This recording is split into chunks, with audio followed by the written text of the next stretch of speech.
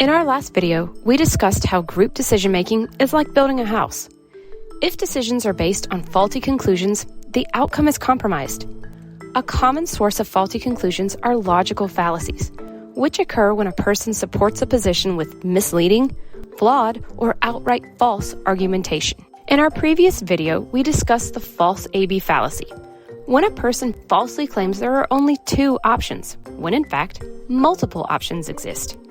As an example, we introduced Bob, who made a false A-B fallacy when he argued, "We can either increase the number of observations we do on a weekly basis or continue to allow more and more of our team to get hurt at work."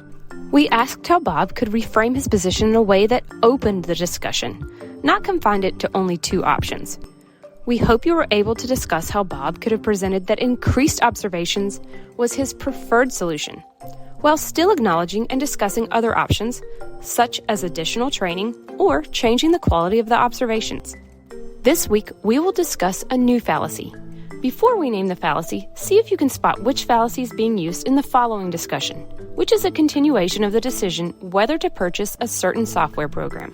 Last episode, Jane's reframe statement of support was, "There are costs involved, and it would be a strain on our internal resources, but I believe the return on investment will more than justify the cost and effort needed." In making his case for why the company should not purchase the software, Jack states, "Jane has told you that our company can afford whatever software it pleases, regardless of the cost, and that our team has unlimited bandwidth. However, she is wrong. We cannot afford the cost of this software, and even if we could, no one has time to implement it." Did you spot the problem with Jack's argument? Can you guess which fallacy Jack used?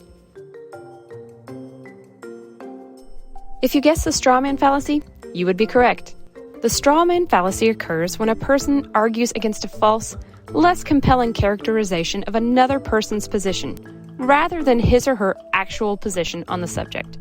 In our example, Jane never stated that the company could afford whatever software it wants, or that her team has unlimited bandwidth. She merely posited that the return on investment would justify the cost and strain on employee bandwidth. Jack's rebuttal is not against Jane's actual position. It is against a mischaracterization of it. This is both unfair to Jane, as well as possibly harmful to the discussion because it shifts the focus from return on investment to cost and bandwidth. So how could Jack reframe his argument in a way that avoids the Strawman Fallacy? One way would be to focus on showing that the software would not offer a return on investment that would justify the cost and strain on employee resources. For example, Jane said that the cost and time drain will be justified by the return on investment. However, I believe this software will only provide $100,000 in savings, which do not justify the $250,000 in known cost. Plus, given the burden put on employees, we may experience turnover that adds to our costs in a way that would be difficult to quantify at this point. Here's why. This shifts the conversation to proving return on investment rather than looking at costs and bandwidth constraints alone. Now let's look at our other team discussion. Bob and Billie are discussing the possibility of increasing safety observations to decrease the number of injuries occurring at their facility. Billie states, "Our staff is already working around the clock as is." To this, Bob replies, Billie just doesn't think safety is important. She's perfectly comfortable with injuries continuing to occur so long as her team is not inconvenienced. How has Bob committed the Strawman Fallacy in this example? How could he reframe his position in a way that opens the discussion and is fair to Billie's position?